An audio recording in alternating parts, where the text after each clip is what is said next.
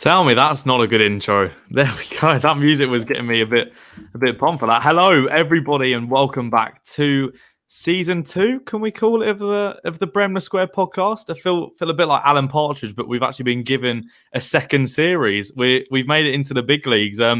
My name is Johnny Chick, and joining me as usual we have Max Hunter. Max, how are you doing, mate? Hello. Good. Yeah, ready.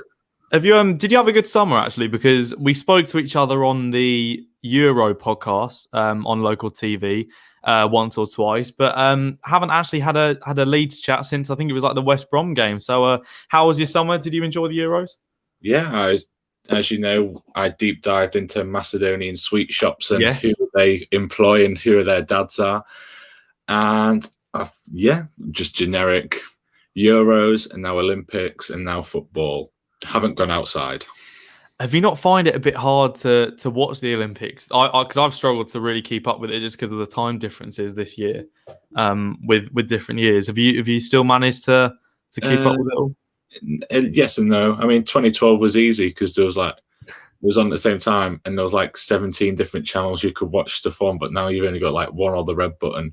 And it's all boxing, and I've got to be honest, I don't care for boxing. I don't really. I've got a mate that likes boxing, so it's just everything's fixed in it. So I was like, what's the point? But I have got into the skateboarding today and yesterday. Okay. I've really liked that. I'm going to maybe even find a skateboard and see what this old nut can do. Here we go. You could be setting up a skateboarding podcast in a couple of weeks. But definitely do check out, if you can try and find it in the archives, Max talking about North Macedonia and their fascinating history on sweet shops. It's definitely worth a listen. But on today's podcast, we're just going to be discussing Leeds United's pre-season. Obviously, the kits have come out, the friendlies, the transfers, and of course, looking ahead to next week's big opener against Manchester United. And to be honest, Max, they couldn't have really picked a better opening game, or would you have liked to have played it actually later on in the season? No, get them while they're cold. Yeah. Get in there now, and hopefully just get at them. We'll go all out, hopefully, and then give Varane a bit of a run around. Patrick Bamford just says this is the Premier League, so then Bamford just puts it through his legs like Leicester, shoots across goal, 1-0. 1-0. Oh, tell you what, that would be the dream. It does scare me. Just the 6-2 of last year scares me still, and with their fans in, obviously. We'll get onto the Man United chat later on in the podcast. Make sure to stick around for that. We are live on the Leeds TV Facebook and the YouTube channels now. We've got both, so everyone watching, please make sure to comment your thoughts on Leeds United's pre-season so far, and also what your thoughts are towards the big test at Old Trafford next Saturday against Manchester United. But we'll start off with the transfers, because Leeds, we haven't actually been too busy in the window. Maybe not as much as you'd like, Max. Have you seen enough signings? Well, we got the left back. That was the main thing. And then obviously after Kiko left, we kind of needed another goalkeeper. So that was sort of like, we've done the necessaries, and now it's just like, what do we want rather than what we need? So that Junior Firpo and Klaassen was stuff like, oh, we need these, whereas now it's like, oh, I'd like to have an extra midfielder. I'd like to have a winger that may or may not move Costa out the door. That would be nice. And then maybe another one to compete with Tyler Roberts behind Rodrigo. But they're just like, oh, I want that, not rather than we need a genuine left back instead of Alioski, with the greatest respect to Alioski. I was going to say, since we did the last episode, Alioski's obviously left, didn't go to that club which a lot of us were fearing that he might go to. So that's good, isn't it? I guess that he didn't go there. Did he go to Saudi Arabia in the end? Was it? Yeah, he's gone to Saudi Arabia. He's I think he knows the coach, or the coach is from the same neck of the woods as he is. So he's all just like, oh. There's just a couple of he's just going to go play over there. Well, good luck to him. Good luck to him. Yes, like you say, obviously Junior Firpo has signed. We'll talk about what we've sort of seen of him in pre-season. I really like him because he's gone for Junior on the back of his shirt, which I think is just sort of puts him in the touch of class above. He's wearing the number 3 shirt, which has previously been worn by Barry Douglas, Sol Bamba. Any other good number 3s we've had in the last decade or so? Did he ever make it to number 3?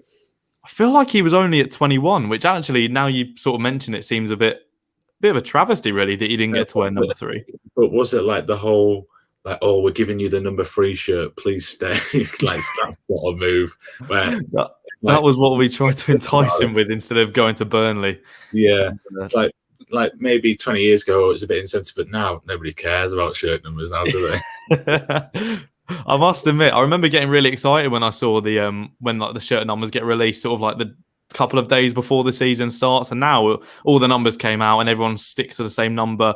We have seen actually a couple of number changes. Get your thoughts on these. Rafinha's gone to number 10, which I think, again, a bit like having Junior on the back of your shirt, just increases you a little bit more as a flair player, because obviously Alioski was number 10 last season. Who else has worn it? Marcus Antonsen, Alex Moab. So tough boots to follow for Rafinha. But I want to get your thoughts on Rodrigo nicking Pablo's number 19.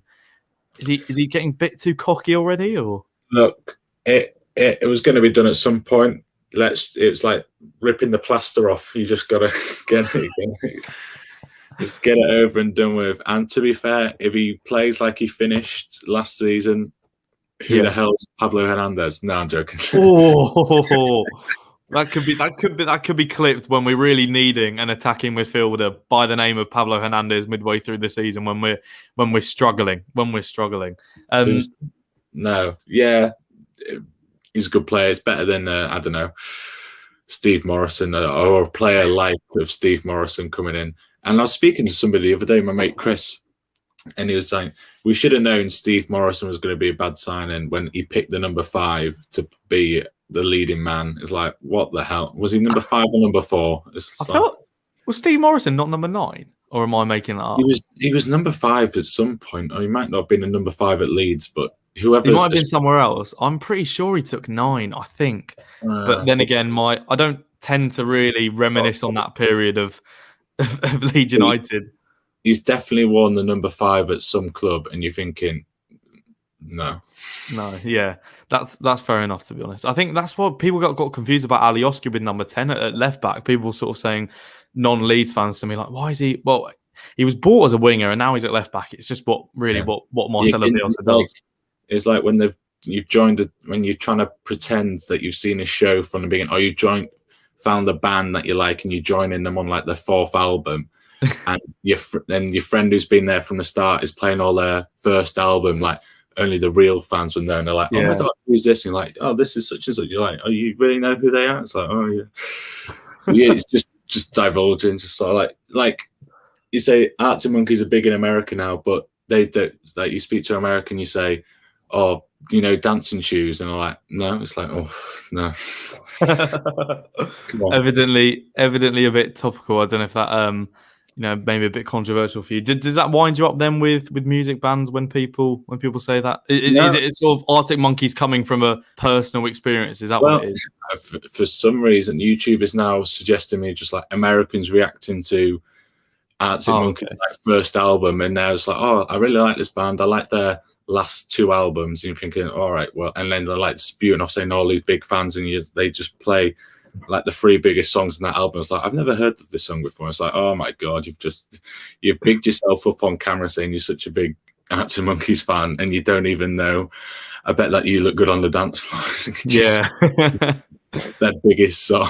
That will certainly be the test in the Ellen Road crowds this year. Hopefully, fingers crossed that we still manage to have full capacity stadiums throughout the season. I wonder because obviously we were talking before we came on about the ticket system, and if you can just spend sort of 60 quid on a membership, I imagine the people who haven't gone in potentially decades, who can afford it, will just try and get their way into Premier League grounds, and whether the loyal fans will be quizzing the people on, so where were you during Neil Warnock's era? Who scored the first goal in Neil Warnock's tenure? And if you can't answer it, he deems as a fake fan, and you're out. Yeah, that's the tricky situation, because just like we were saying before, I don't understand all the memberships and the loyalty points and your stuff like that. Like, granted, if you've been to Carlisle away and MK Dons away and Swindon like in League One, it's like fair play to you. But like maybe for like the younger generation who like maybe from 16 upwards who've had Saturday jobs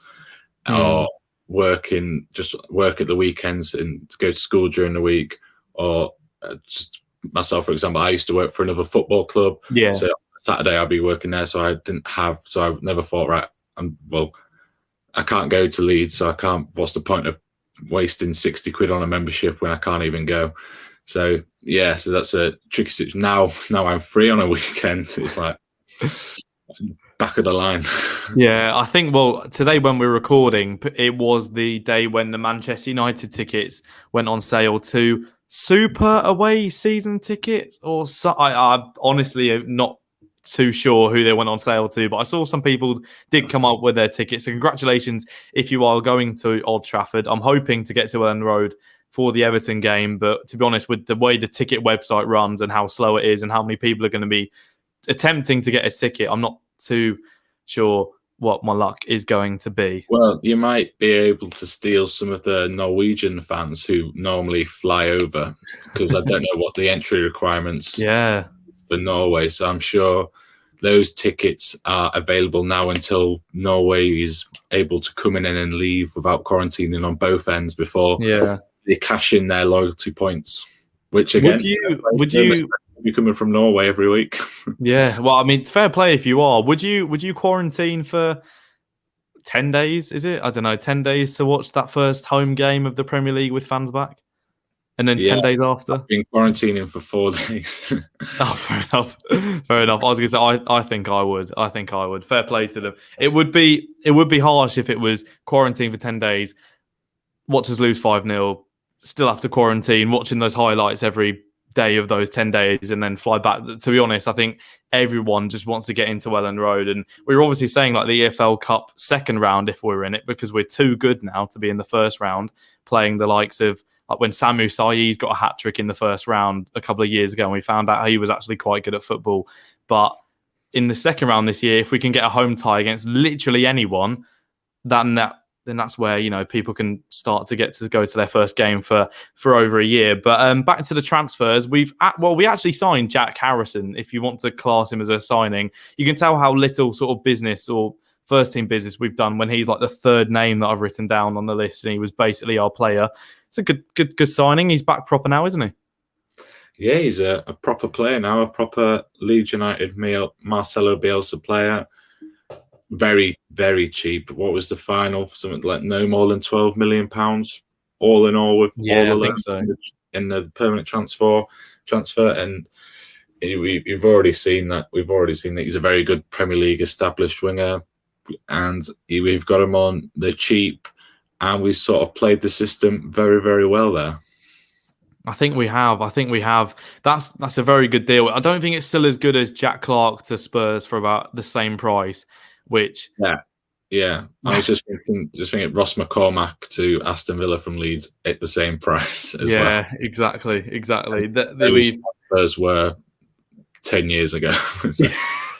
Exactly. To be fair, thinking we've this is our fourth year of Jack Harrison now, like fourth season starting with. So, yeah. It might be, yeah. Oh yeah, because actually today is 3 years when we're recording this, 5th of August. It's 3 years since Marcelo Bielsa's first game against Stoke. So happy anniversary to that game. And I think Harrison must have made his debut in that game. So yeah, Jack Harrison, a good recruitment to have, who's looked actually a bit of a bright spark in pre-season, and to be honest, has the best first touch of a footballer that I think I have ever seen.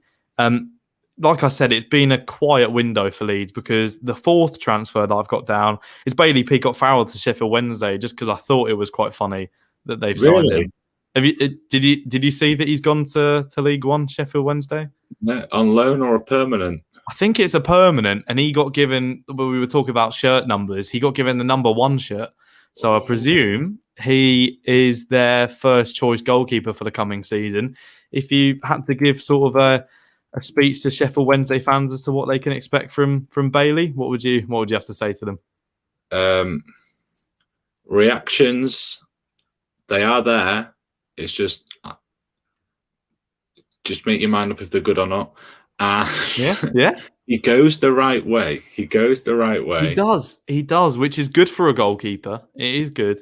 It's just how hard the other player has hit the ball. That's the question.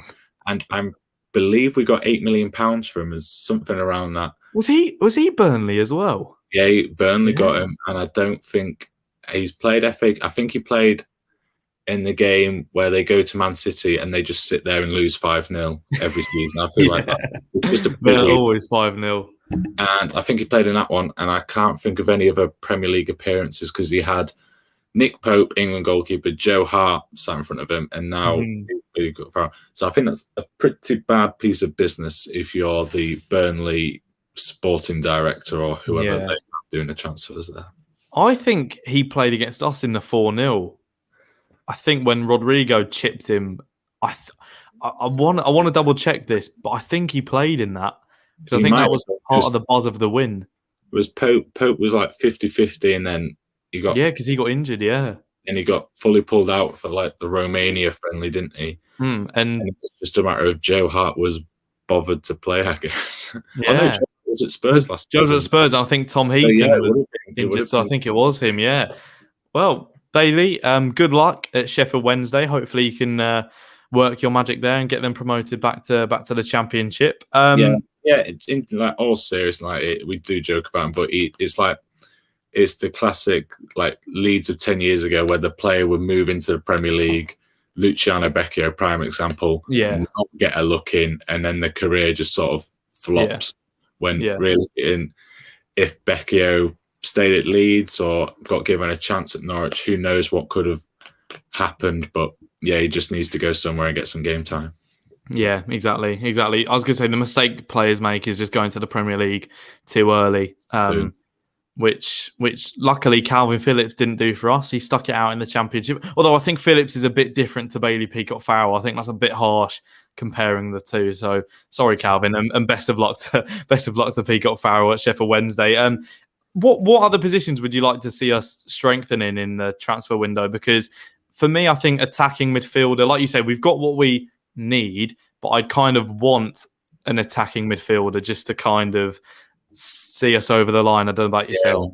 Yeah. So hopefully, well, you could argue that we may want / need another striker, because if Rodrigo, he's played more as that number 10 support and attacking midfielder rather than a striker. So if we get another striker, that sort of puts Rodrigo in that position, solidifies him in that position. Say, right, you're not going to play striker. If you are, it'd be very sporadic, but the 90% of your game time is going to be in that number 10 behind position supporting role.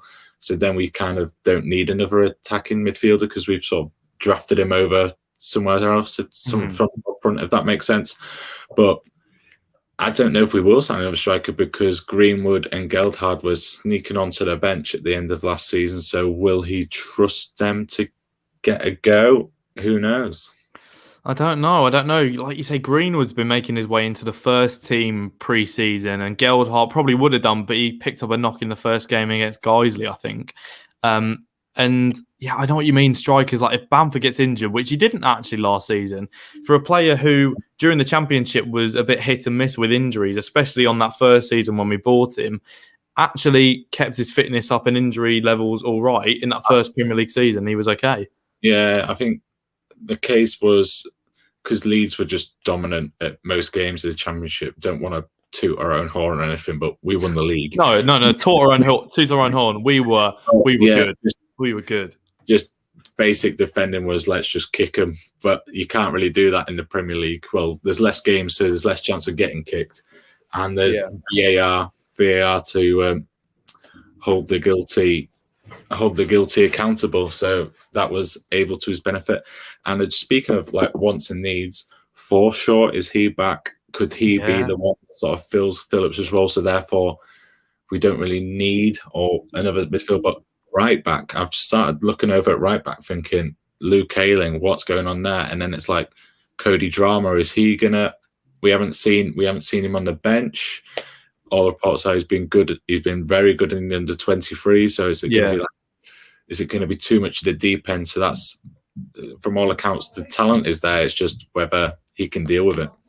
For me, him, Drama and Somerville have been really impressive, and the ones who look like they're going to sort of make their way into the first team. And I actually wanted to get your thoughts on these. Not like in like a snog, marry, avoid kind of way, or but I can do that if you want me to. well, I don't know. It depends if you have an attraction with these players. But no, you don't have to get rid of any of them. You don't have to get rid of all of them. But Helder Costa and Jan Poveda seem to be, and I'm taking this with a pinch of salt from what I've seen on Twitter, but fans seem to almost rate Somerville higher now on their list because of what they've seen in the under-23s, and Costa and Poveda were given their chance sort of with the under-23s with Phillips and Cooper at left back and Phillips at like attacking mid in that first Ajax game. And they didn't impress as much as I think a lot of people would have liked them to. What do you see the sort of best scenario being for Costa and Poveda? Because they're not going to start against Man United. Harrison and Rafinha are going to be your main stage wingers for most of the season. What do you think should really happen to both of them? Well, Somerville's bright and shiny and new, and everybody wants to just. He's sort of like Buzz Lightyear to Poveda's Woody. He's like something. He's just, I want to chuck Woody aside, and we just want to, for want of a better phrase, play with Somerville and see what happens. And but yeah, he's not. So if realistically, I think Poveda is ahead of Costa. Like Poveda's really hit the gym hard, and he's turned into a little dynamo, into a real little pocket rocket. So now we know he's got the speed and the skills, but now he's got the muscle to hold off these players. So I'm quite happy to give Poveda another go and see what happens, because he was just injured, wasn't he, last season? So he sort of built up a bit of steam and then got injured, and then we just didn't see him again for the last few parts. And then Costa probably picked up his game time from coming off the bench, and he did okay. Costa, he did all right. He did very well against the Man City. He set up Dallas's first goal in the win against Man City, and he's set up another one, I believe, or he did something important in the build-up to another goal. But so yeah, I think they've done enough to warrant another go. But yeah, towards the end of the season or January, I think Somerville's going to have a go at some point, and it'll just be like a Mexican standoff to see who's left standing. Well, Helder Costa did well. I remember in that. It sounds really patronising. You did well in that game. I remember in the Fulham game, the first home game of the season, he scored 2, I think. The second one was really well taken. Actually, a really nice move where Bamford cut it across him. And I was watching back in quite a sort of, I think it was one night. I was pretty bored, and I was watching back. In the first lockdown, Leeds released the full 90 minutes of some of the games from the title-winning season, actually before we'd actually won the title. But I watched back some of the full 90s, not all of the 90s, but skip through it. And Helder Costa actually impressed me more than I thought he did. He was actually a lot better than I thought he was. So I do want to give him more of a chance. And obviously you want to have the depth in the Premier League, but I just don't know how much of an impact they're going to make. And like you say with Somerville, he's shiny. You want to play him, but the under-23s we've seen have found it hard to step up to the first team a lot of the time. But it does seem like he's probably the one who could make that step up just because of the amount of quality he has. It will be interesting for the 23s as well, because now they're in the Premier League division. Yeah, of course. Or whatever. So it'll be interesting to see how they go toe-to-toe with the big academies and see what happens there. And it's just another half a step closer to the first team. So exactly. Yeah. I hope the under-23s do well. It's just, again, seeing if they can bridge the gap between themselves and the first team. But like you say, they're going to be in a lot tougher competition. Going back to the title-winning season, we obviously have Ben White at the centre-back, and he's now signed to Arsenal for £50 million, which I've been trying to explain to my mates who are Arsenal fans, this is a good signing, and trying to convince my mates who are Man United fans that this is better than Rafael Varane for 30-odd million, because he's 30-something and Ben White's amazing. And that's sort of the argument I've been trying to give. But, Arsenal fans, they've got themselves a good centre-back, haven't they? Is he 50 million? Is he? I don't know. You've got to chuck on an extra 15% because he's English. That's just the generic thing, really, isn't it? But yeah, they do. They do have a really good centre-back.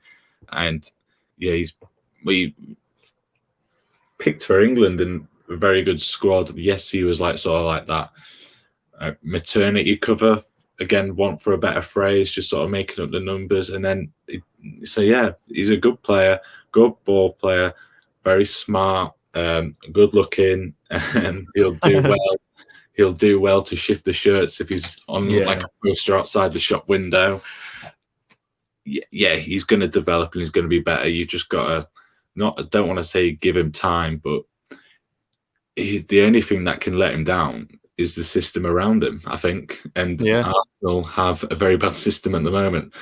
So I was thinking, I don't know. I can see why he wanted to go to Arsenal, but I don't know if Arsenal has the same allure and attractiveness as it used to, especially, yes, Arteta's new and he's sort of like finding his way, but also just the off the field stuff, it just seems to explode like every 3 days of this is a crisis. Why would you want to put yourself through that? Well, this is the thing. Arsenal are in the same competitions next season as Brighton, and they're not in any anymore, I don't think, because they're not in Europe, are they, Arsenal? So in that sense, he hasn't made a step up. But Arsenal as a club, no disrespect to Brighton, I guess Ben White has finally been freed from that hashtag free Ben White, but he's gone to Arsenal, not back to Leeds. But I guess the dream is that Arsenal do well with him. Leeds are constantly on the rise. We make it to the Champions League. They don't. 5 or 6 years' time, we buy him back. And he's partnered with Calvin Phillips, who's wearing the captain's armband. Is that the dream scenario here? Yeah. I mean, there's no other answer for that, but yeah. I think that'll do well. I think Ben White, he'd be a stronger soul. He'll be a stronger soul. Yeah. In London as well, that's got to give you a strong soul.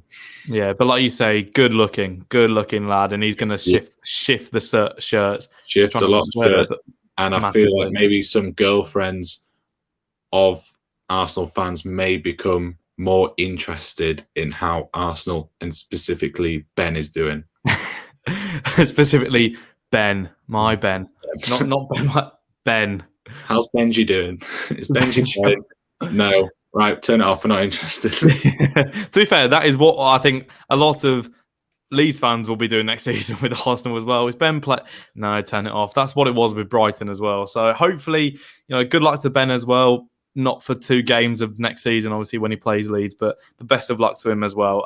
So yeah, Leeds completing the signings of Junior Firpo, Christopher Clarkson, some other youngsters as well. But in terms of the first team, those are the mainstays. And we've obviously seen, only Junior Firpo in pre-season. What have you made of pre-season so far, Max? Because we've played Guiseley, Blackburn, Fleetwood, Real Betis and Ajax twice. And we couldn't score in either game, so that was the most pointless trip to Ajax I think I've ever seen from anyone. What have you made of pre-season so far? Who's stood out for you? Have you been impressed?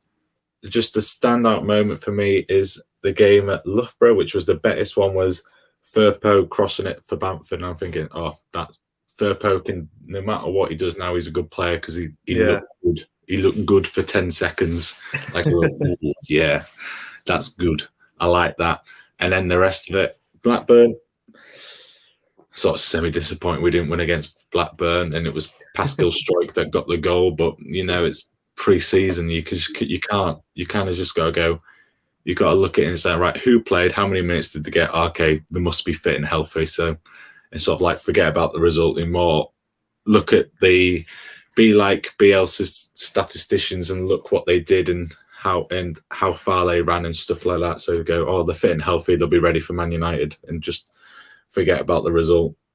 I'm praying that's what they look for, because if they're looking at performances, then I don't think the team are going to have some very nice meetings over the next coming days. I'm hoping that Bielsa's purely just go out there and just run as much as you can. Doesn't matter if we lose 4-0 when we give them the ball in the first minute and they score. Just go out there and run as much as you can. And if that's all he's asked for, and in my head that's what he's asked for, I'm fine.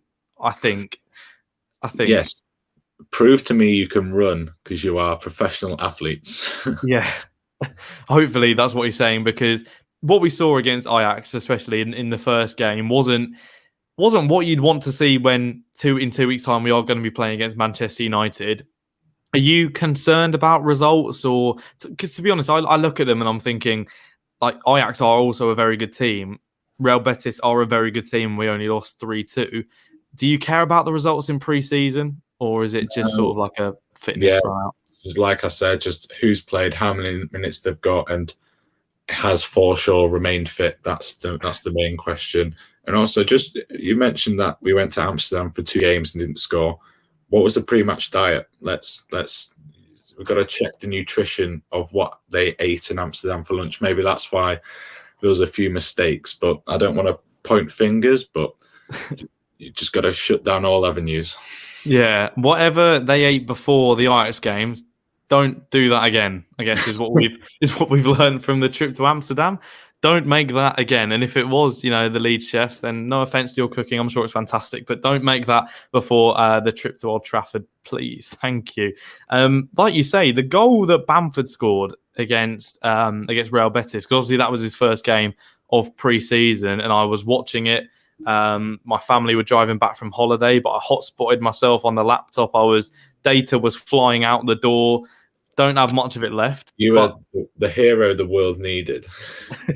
Well, that exactly is the hero that LUTV needed, and I've wasted a lot of data. I don't know, but I saw us lose 3-2 to Real Betis. That Bamford goal, like you said, though, very good goal. I think I tweeted it, like, you don't want to get too ahead of yourself, but that does deserve a look in for the Puskas Award, because the link-up play between Harrison, Dallas, Firpo to Bamford, who sort of ran away, celebrated more than he may have done in the Premier League last year, to be honest. I don't know whether that's the impact of fans or that he was playing at Loughborough University. I'm not too sure, but those are sort of more of the things we hope to be seeing next season, isn't it? Yeah, it looked good, didn't it? Like the extra man sort of triangular build up on the left wing, Firpo. It's sort of slotted into that perfectly. So obviously that's we know what we say is a Bielsa signing, like in January, for example, is never good until the following August after a full pre-season. Whereas now we've got Firpo in early July. He's come in, settled, had the full debrief. He hasn't had like the catch-up notes. He's been there, lived it, got through it, and now he's getting the benefit from that. And hopefully we can see the benefit furthermore in Manchester next Saturday lunchtime. Yeah, he was missing of the Ajax game with a little knock, and you're thinking, here we go. And also, who was it? Was it Fekir on the Real Betis team tried to kill Pascal Struijk? Obviously didn't work because he was still standing in Ajax, but Diego Llorente came off with a little knock. Robin Koch's been playing that Calvin role.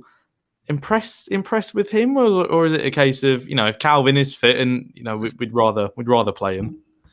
Yeah, no one's gonna, like, if Calvin turns up, I don't want to say like under the weather, like 60%, like say, but he'll play. Calvin will play if he can run, if he can run and he can kick the ball and he can communicate. Calvin's playing no matter what. Migraine, stomach bug, whatever. Calvin's gonna play because he's Marcelo's boy, isn't he? Yeah, he's living the dream. And just want to move on to like the goalkeeper. Like, obviously, just jump straight through it to the reserve goalkeeper. I would have wanted.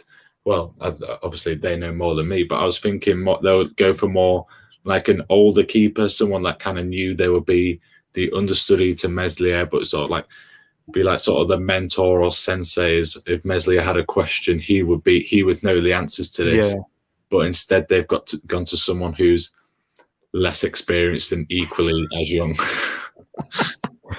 It's almost like Kiko Casilla didn't provide that for Meslier. It's almost like that wasn't the case. But yeah, interesting choice, isn't it? Because even if we'd have got like Rob Green, like does 5 Live and like TalkSport and Sky Sports and all that sort of stuff now, we could have brought him in just 5 days a week, just come in, answer Melier's questions, because he was probably one of the better goalkeepers we had in the Championship, if I'm right in saying. If you could bring back one goalkeeper from the last decade or so to teach Meslier, or Meslier to teach them, really, who would you bring back as the understudy? Alex Cairns. Good shout. Good. Very sitting on the fence shout there. I like Someone that. Who walked into that baptism of fire of a Tuesday night at Blackpool, at Ellen Road against Blackpool after a Hukba, I was there at that game. It was not a nice atmosphere.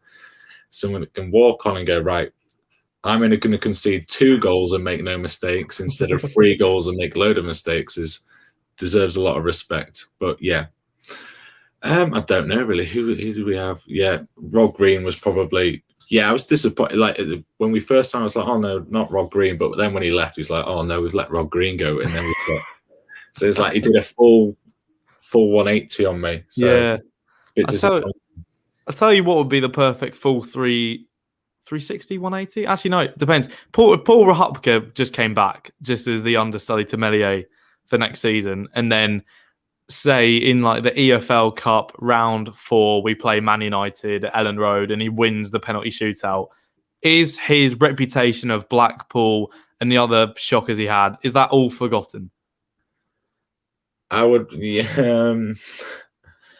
yeah, maybe, but maybe not because it's the EFL Cup. Maybe it was the FA Cup. Maybe that would be better if it was an FA Cup, because then it would be sort of like an FA Cup hero and playing to the magic of it. The EFL Cup's just it's nice if you win. Well, I mean, you know, Paul, that's what you got to do to make it up. Not make it up, because I do feel bad for him. He was thrown in at the deep end where we were stacked with injuries when Andy Lonergan was injured, and bad times. Anyway, we're in the good times. We've got Christopher Claassen. Haven't seen too much of him on the YouTube reels. Any like your North Macedonian sweets? Can you bring out any insight into Christopher Claassen's football? I've got nothing on Christoph Claassen. I've got to be honest. The passion wasn't there, unlike the Macedonian sweets. No, I know next to nothing about this young man, and I hope to learn more. Well, there you go. I think we are going to learn more about him, and then hopefully we only see good things. Then we only see him as a good goalkeeper. It's a bit of a weird one, because is he coming here to like learn the Bielsa way, and then he's expecting, or Victor Orta's expecting a big, like, you can't turn this down offer's going to come in for Meslier, and now we've got the next young kid in Claassen ready to go in straight away instead of going to have to buy somebody else. So that's what worries me. Are they preparing already for Meslier's departure in signing a young keeper who they can mould into the perfect how they want him for the next year, 18 months, 2 years, and then Paris come in with not Paris because they've got Donnarumma now, but whoever will come in with here's 70 million for Meslier, and they go, well, we can't turn that down. Yeah, that's what worries me. Is there do they know there's somebody already circling around our little Frenchman? Well, tall Frenchman. Little looking in terms of face, but tall, and his voice. Have you heard him speak? Because he doesn't sound anything like you'd think he is, and I love it. It's a good voice. It's a good voice. Good voice. A good probably like a voice actor kind of voice, actually. If you were looking to hire someone to sort of do like your promotional JD or Adidas or Nike adverts, his voice, I think, actually probably suits it the best. Actually, I reckon it'll also be good at the turn off your mobile phones in the cinema when it goes dark. He goes, turn off your phones. It's about to start, like the sort of Terminator voice. You don't need a nice it's about to start. You need someone to tell you, turn them off, I want to watch the film. And a grumpy Frenchman normally gets their way. Yeah, well, Ilham Meslier, career after football, manager, punditry, the voice behind the Odeon. That's what you can just voice know it on the bus to away games and stuff like that. So just pass the time. Yeah, a bit of a hobby, an extra career on the side of being goalkeeper for Premier League, Leeds United. Well, Ilan, thank us later. Well, we said he'd be good at voice acting for potentially Adidas. Well, we've got an Adidas kit, another kit coming. So I was thinking of that when I said it. Cheesy. I know. I apologise, but thoughts on the kits, Max? Because we'll focus on the home one first. It came out first. The yellow stripes. It's growing on me, but it's still going to do a little bit more. It's going to need to grow a little bit more, I think. Yeah, like it's weird to say that I prefer the keeper kit out of all of them so far, which I don't think has ever been said about anybody's kit. But yeah, it's a bit like I've got last season's because I think as you sort of had to buy last season's no matter what. It was back in the Premier League. You've got to have the shirt that Leeds United were back in the Premier League with. Yeah. And now it's like, I don't really want this one because the yellow and then the numbers. I don't know if the numbers and the names are like that on the back just because it's pre-season friendlies. But I feel like when it gets to proper competition, the competition like to have their numbers in the name a certain way, don't they? So I don't think. I'm praying that because those numbers they're not for me. They're not for me. I get it if some people like them, but for me, they sort of reminded me of like a Hot Wheels advert. You know, like the car when they sort of the little flares. And I saw it and I was like, I couldn't whether I work out whether I preferred the name or the number. And I think the names did it for me. The numbers was. I'm praying the Premier League clamp down and go, no, you have to have our rigid Comic Sans like font, whatever it is. Yeah. I prefer. Yeah, I like Stroike's name in it. It looked good, but yeah, I don't like it. And then I can't even remember the away one off the top of my head. It's blue. It's think back to like Chelsea, Leicester, Man United training kit. That one. Yeah. So I really wanted a yellow one. I really wanted like a fluorescent yellow, but that didn't happen. So I was disappointed in it no matter what because it wasn't yellow. And we know from what Angus has said that the third kit is going to be something like edgy out there, like it or not.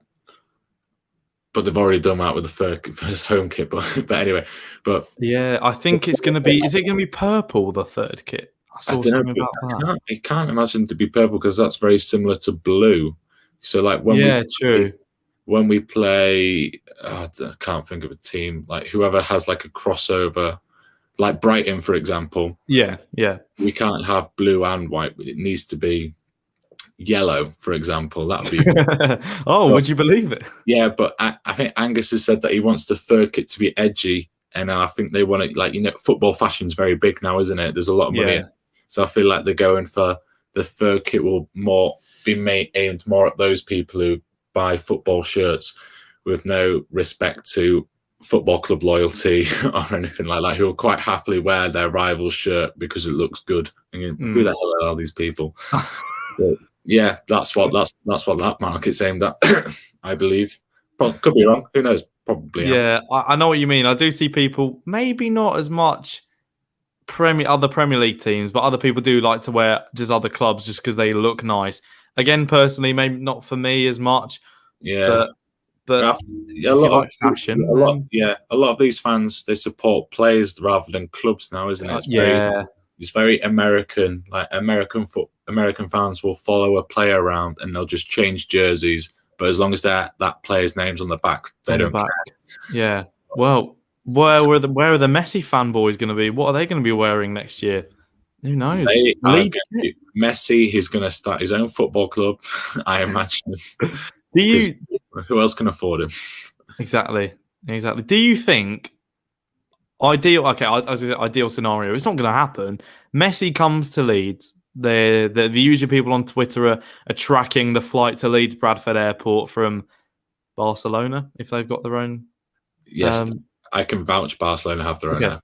Good. Okay. From Barcelona to Leeds Bradford Airport. Lionel Messi's on his way. He comes in and he goes, I want the number 10 shirt.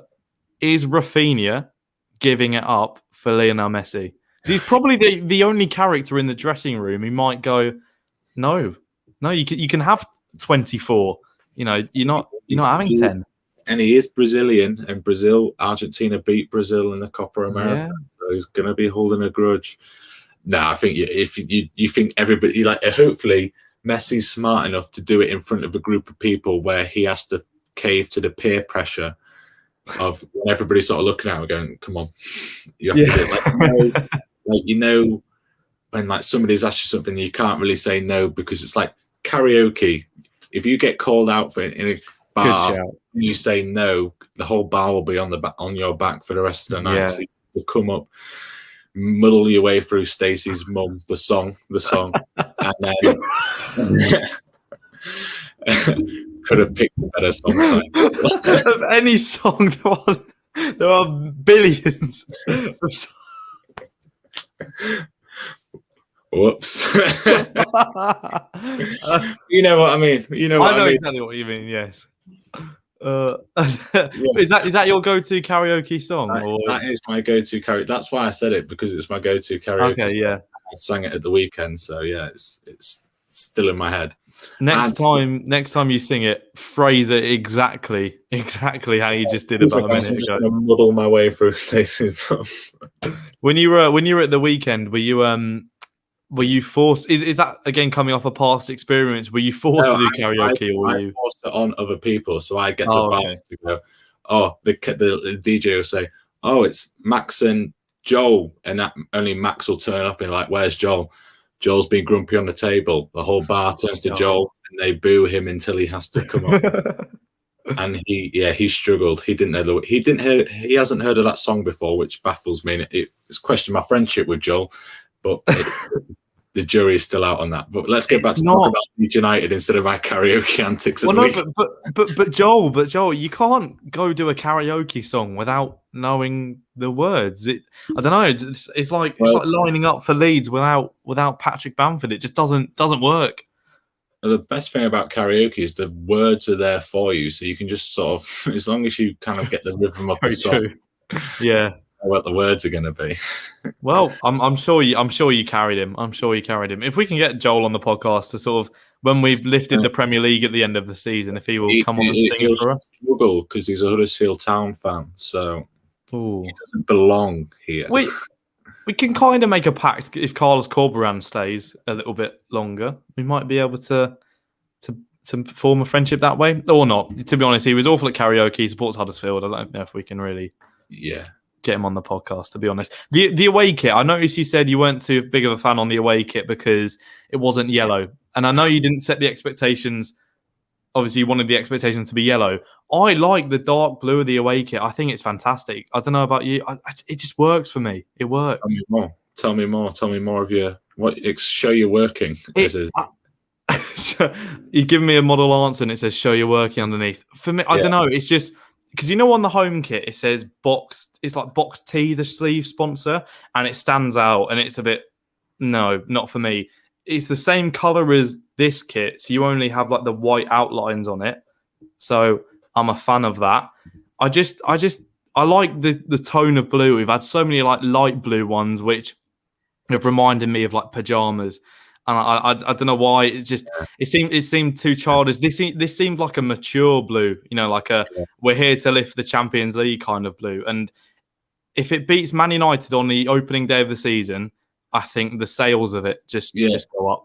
It's better than that. I'm thinking of that sky blue Enterprise Insurance with, I can picture Rudolph Austin wearing it. Yeah. That was a bad blue. That was like a fluorescent blue, wasn't it? That was a bad I saw blue. Someone say that because they've been very clever with who they've chosen to model the kits. Not saying that the players who haven't modelled the kits aren't good at modelling, just saying they just haven't put them in it and they've got professional models to come in and do it. That's also the case. It wouldn't have surprised me if they paid Arsenal to put Ben White in the kit just because he would be that good of a model. But putting Rafinha in that blue away kit, sales are up.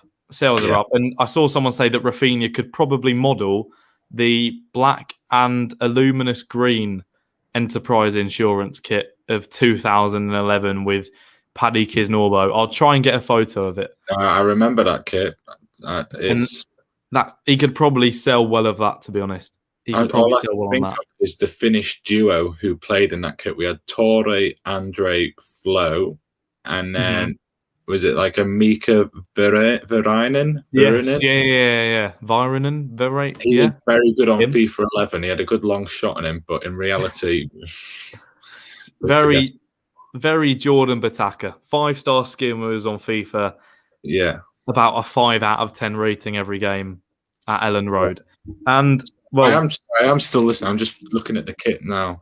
No, that's fine. That's fine. Give us your in-depth fashion analysis on this kit. I mean, it's okay, isn't it? I mean, yeah. If it wins at Old Trafford, does it immediately become the best away kit we've ever had? Yeah, that's how it works, isn't it? I think we'll roll with that. And of course, we're playing Old Trafford in how many days? 9 days, I think it is now. It's come round very quickly. It was almost one of those things that you're thinking of in the future, and it's like, it's not coming round. It's not coming around. It's here in a week and 2 days. We go to Old Trafford. 3,000 fans go to Old Trafford. Fans at Old Trafford, Leeds fans for the first time since that Jermaine Beckford goal, I imagine. Can't think of another time, unless you're counting that under 23s game where we turned up and put like 5,000 fans to that. Tell you what another thing that's broken in the Premier League. Another thing is only 3,000 away fans. That's a poor amount. Yeah, not good. That was what was so good about the Blackburn pre-season game, because even if we were in the Championship or they were.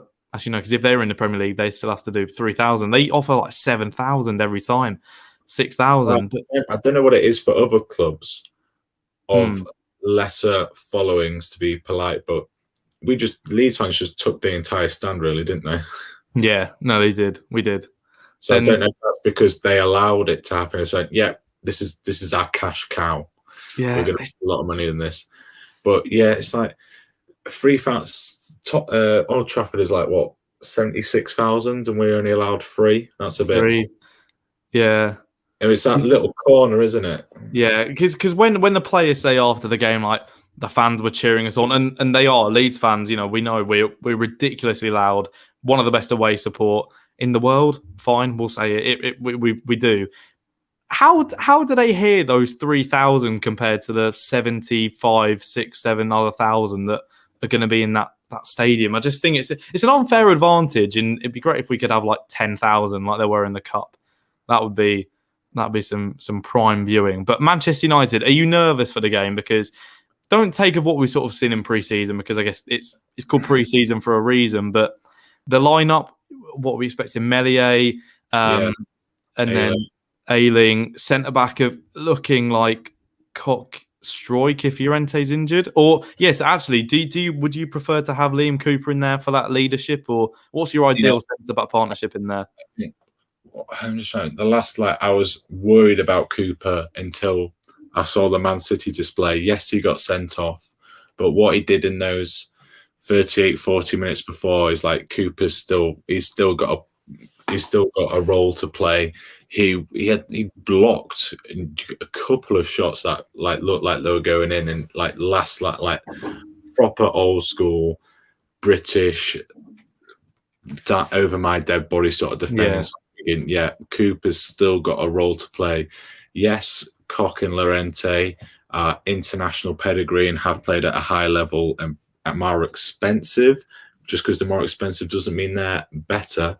And Struijk is very much on the rise.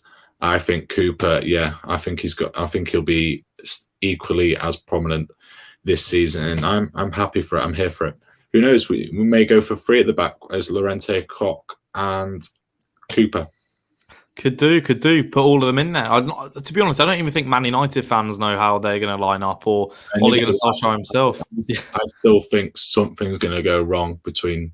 Not wrong, not like wrong, but it's just going to be another speed bump from Man United between now and next Saturday. Obviously, Rashford may have already been that speed bump. I feel like it's just very Man United at the moment for something else to just go off the rails a little bit. Well, I don't think Rafael Varane is going to feature from what I've heard from my Man United mates. And I don't think that Rashford's Rashford's not going to be there. Luke Shaw was apparently playing the Euros injured. So fair play to him. He was doing really well in the Euros, but I don't know if he's going to be there. Tellez is meant to be injured, so the thought of Rafinha against Brandon Williams is quite nice to think about. No disrespect to Brandon Williams, but not on the calibre of Luke Shaw. But the thing is, Jadon Sancho, who looks like he probably will feature, does he scare you as much as potentially Dan James does? I think. If he goes on the right, I'm more confident in this season than I would have been last season, just solely down to Junior Firpo. Don't know about you. Yeah. I get what you mean. I think Alioski, if he was playing there, has a tendency to roam higher up. And at that point, you're then a little bit scared because you're like, where's the left back? Yeah. He's gone. And just frustrated. I think Firpo understands that it's 90 minutes. It's not one-on-one battles every time. And Alioski feels like he'll be 4-0 down and he just needs to put one in to get it back to 4-1. Yeah, it's like next goal wins for Alioski. It's always next goal wins. Yeah, that's what I mean. Yeah. No, it's just that sort of attitude. So I think obviously, Firpo against Sancho improves our left-handed side. Jadon Sancho does. To be honest, I didn't see much of him. I haven't seen much of him apart from in the Euros, which he looked good in the appearances that he made. Missed the penalty. Very small. Yeah, I didn't see much of him. Nobody saw much of him at the Euro. He didn't do too much apart from missed the penalty in the final, but not undoubtedly a good player because his stats in the Bundesliga show that, and he'll be looking to get off the mark well in the Premier League because a lot of you see what happened to Timo Werner coming from the Bundesliga and getting a lot of stick for not kicking on straight away and having a poor season. So there's going to be pressure on Sancho's shoulders, isn't there, to really kickstart? Yeah, and I think he's obviously good enough to deal with it because you see the clips that when you clipped up on Twitter every week and then reading like German media and speaking to some of my German friends, they were like completely bamboozled to why Southgate wasn't playing Sancho. It's like he was like, on paper he's your best attacking player, why is he not playing him? And you're just like, yeah, in Gareth we trust, and like that doesn't make any sense. And it's like but yeah, it worked. But yeah, Sancho will be a threat. He definitely will be. In terms of other threats that they've got, to Leeds, Scott McTominay, because of what happened in the 6-2. Robbie Savage does not shut up about that game. I hate Robbie Savage for this because he's like, oh, he scored 2 goals against Leeds. Yes, Robbie, that was in December before Christmas. It is now the Euros. It's June. It was 6 months ago, and they're the only goals he's scored. Move on. He'll be doing. Scott McTominay will be doing punditry alongside Savage. He'll be, do you remember those 2 goals you bagged at Old Trafford when there were no fans in? That was good. That was good. But to be fair, I'll be thinking of it on that Friday night before the lunchtime kickoff. Quick word on the lunchtime kickoff. Are you happy with that? Because you get to not build up the sort of anticipation in your head that we might do something. Because the 4:30 kickoff at Old Trafford last season gave me about 8-9 hours to really think, do you know what? We could do this. I'll be up, have about 2 hours to think that, and then McTominay would have bagged 2, and then my reality is sort of crushed. Are you happy it's an early kickoff, or would you want it to be a Sunday, a Super Sunday? No, I just want to get going like a greyhound in the traps. I want to go. But yeah, you are right with the whole. Spent the whole of Sunday going. Every time like I walk past the mirror or just had a moment to myself, I was like, we can do this. We can actually win. And then that evidently didn't happen. So yeah, that'll be good for my mental health in that aspect. Thing is, Brentford will beat Arsenal on the Friday, and I'll be thinking, oh my God, it's set up. We're going to beat them. It's going to be fantastic. And like I say, I'm holding out. McTominay will bag, and it will be his first goal and only goal of the season. And when it happens, our expectations are there, so we can't be annoyed. We can be annoyed. How do you think the game is going to pan out? Obviously, first game of the season, first time Leeds fans have been in the ground in an away end since we beat Hull 4-0, I think, in a league game. Away game, yeah, I think so. Yeah, away game, and then, but obviously, other side of it, it's the first time Man United have had 80-odd thousand fans inside Old Trafford. The first time there have been fans since, I think they had the Fulham game when they played with like a lack of fans. But I think they had Man City actually when Scott McTominay scored in that as well. McTominay. Anyway, how do you see the game panning out? Because they're going to have a lot of fans in there as well. Do you think that'll play to their strengths? I think it's going to be an open game. I think both they'll just want to show off. It'll be entertaining. I don't think it'll be the classic, let's not lose the first one. It'll be, let's go and get a win to, just the generic cliche, say thank you to the fans, or we really wanted to perform for the fans. It's like, well, yes, you want to do that, but you also want to win because it's your job and you're competitive sports people. But yeah, I think, and yeah, obviously the Leeds United Man United aspect will get blown very well out of proportion by the media, and it will have no effect on these players because only Calvin and is from the areas. But yeah, I think it'll be open. I think there'll be quite a few goals. I think there'll be some mistakes as well. I think on both teams. I think it'll be good. I think it'll be high scoring, maybe like an ice hockey game, just constantly going up and down. And I'm here for that. I'm all for it, as long as Leeds United win. I think the word on the Leeds players' lips will be revenge, just because I know they set out to get revenge on the 6-2 in the most boring game that I've watched ever in my life, in that 0-0 back in like March, April time. But I think they'll be wanting to get it again because 0-0 wasn't much of a revenge. This time, Man United fans are in there. This time the ideal start is just out the traps, like you say, Greyhound, right out there. Two goals like they did to us in the first 10 minutes, and we are flying. And I'm praying that's the case. Yeah, just silence them, like the Old Trafford silence their own fans. But obviously, it's going to be louder. There's going to be more froth. Everybody's going to be frothing at it, aren't they? Yeah. Silence them. Make 3,000 sound like 25,000, and it will be beautiful. It will. And even if we don't score in those opening 5-10 minutes, just get the chances, just get the ball moving, silence the Man United fans. That's another thing. The Man United goalkeeping position is still very much up in the air. That's the thing. That's why I think so there may be a bit of a hiccup there because has he still got it? Dean Henderson, like, yes, but is it too soon for him? They're the only two, and the thing like De Gea, I feel like. Yeah, I think last season he wasn't performing, but he didn't have fans to like get on his back to really like hunch him down. He could still stand proud a little bit, or hear the coaches to G him up again. That won't happen when stadiums are full. So especially if he's at our end in the first half, to the right as you look at it from the TV camera. Yeah. And if he makes an error, or just keeping him busy, or just make him work, make him think, make a mistake, make him doubt himself. Perfect. Exactly. That's the idea. The Leeds fans and the Man United fans on his back then. So that's psychologically good for us. Basically, just win. Just score more goals than them. Put the ball in the back of the net more times, and we will be happy. The dark blue. The dark blue shirt will get 100% record, and then don't use it again. Just hold it as that kit that beat Man United.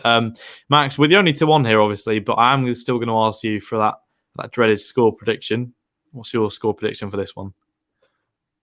I said goals, so I'll go for one team is going to score 3 goals, and then another team is going to score 2 goals. Let's hope that the 3 are for the boys in blue, hopefully. Although we may wear our white kit, actually, because we did when we played them last time at Old Trafford. So we built up this whole narrative in the podcast that this blue kit's going to get off to the perfect start. But actually, we may not even play. You say we, it was more you. we was okay. Me, I've built up this narrative anyway. I'm going to go for a 1-1 draw. I think they'll score first, and then a bit like the Liverpool home game last season, I think we'll score late on in the second half, and just I'll take a point. Would you take a point? You think it's going to be? I'll take a point. You say you think it's going to be a tight, cagey affair. I think so. I just think to be fair, it could be a 1-1 where there are plenty of chances, but neither team can put the ball in the back of the net. I think it will be built up with the atmosphere. And like you say, the media will be putting it all over. I can't wait to see the compilations on the BT Sport, of slide tackles coming in and the dramatic music and sound effects here and there. But I think it'll just get built up to sort of be put down a bit in the first half. A 0-0 or maybe 1-0 Man United at half-time, and then we'll come out in the second half. But I'd happily take a point because it's a tough start for us. And we haven't actually properly delved into the fixtures. But obviously Everton are the ones coming up after that. and then is it Burnley away from home? The I want next to say one, Burnley, yeah.